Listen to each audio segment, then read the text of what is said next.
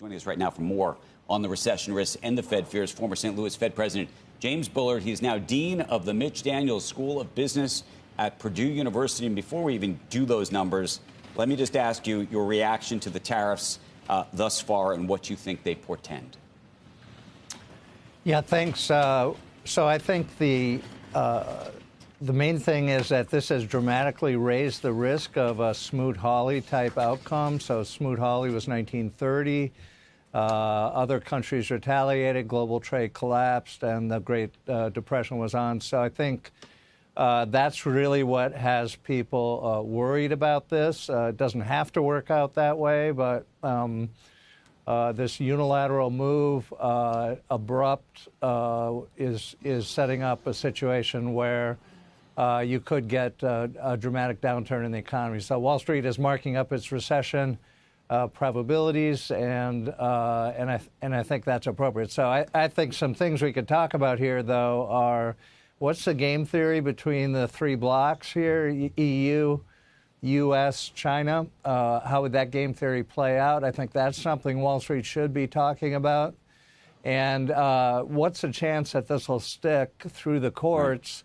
Because I think this is probably executive overreach compared to what Congress. You can do things like this if you want, but you probably have to have Congress weigh in on that. Dean, before we even get farther than that, let me just ask you about the prospects of contagion. So as these markets continue to fall, if they do continue to fall, is there a breaking point? Forget about what you think that portends for the economy in the future, but for the economy right now, do you look at private credit? Do you look at the banking system? Do you look at any other part of our economy that you think could be impacted by what we're seeing in the markets today, tomorrow, Wednesday, Thursday, Friday?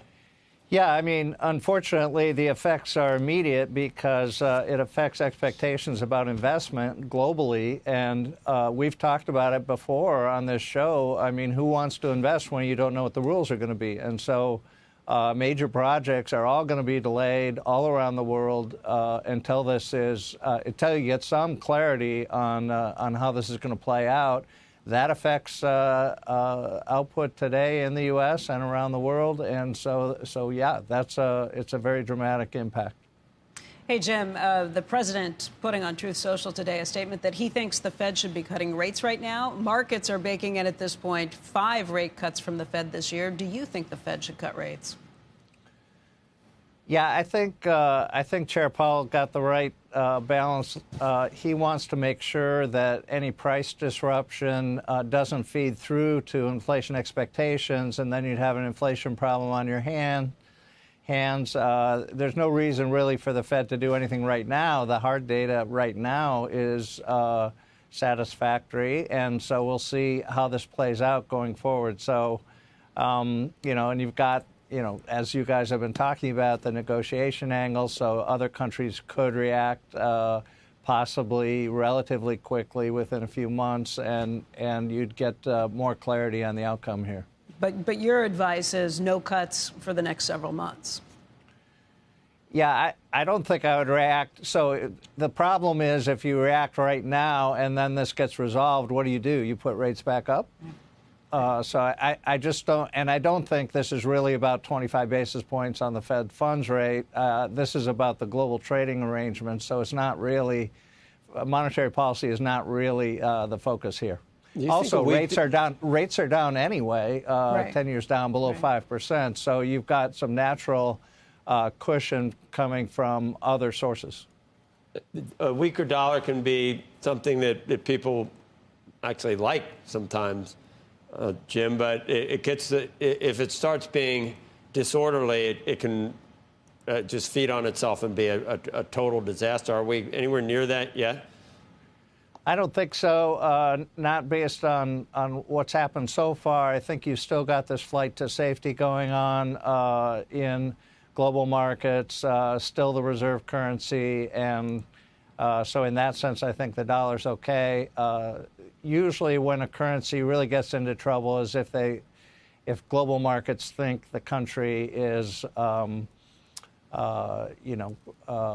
sort of mismanaged, I would say. I don't think we're in that boat.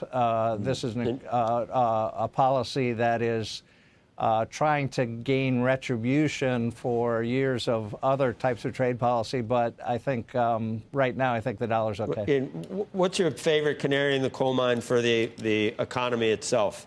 And we already saw some junk bonds, premium spike, worrying about recession risk. Is there anything else you'd be paying attention? Because the economy on Friday, I mean, looking back a month, the jobs picture was better than people thought. I mean, we're not dead yet. Yeah, that's right. And I do think that the initial conditions coming into 2025 have been very good. And so in that sense, you're starting from a good position as opposed to starting from a weak position. So that part is good. And some of these other developments, like the lower 10-year and other things, do cushion things a little bit. But there's no doubt about it.